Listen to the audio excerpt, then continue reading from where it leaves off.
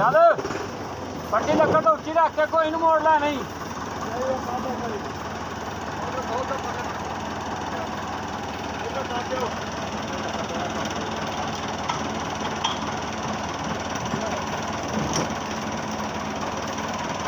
ਧਿਆਨ ਨਾਲ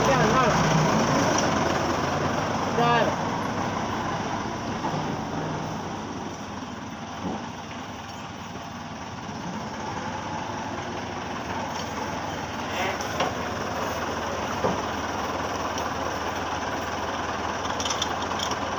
ਪੱਟੀ ਥੱਲੇ ਕਰ ਲੈ ਘੁੱਟ ਕੇ ਬਣਾ ਦੇ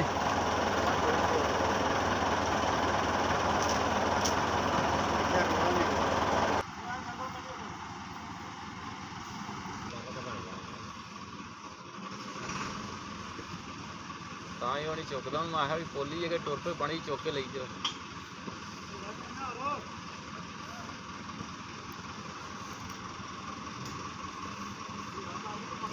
ਔਖਾ ਵੀ ਵਾਹਵਾ ਸੀ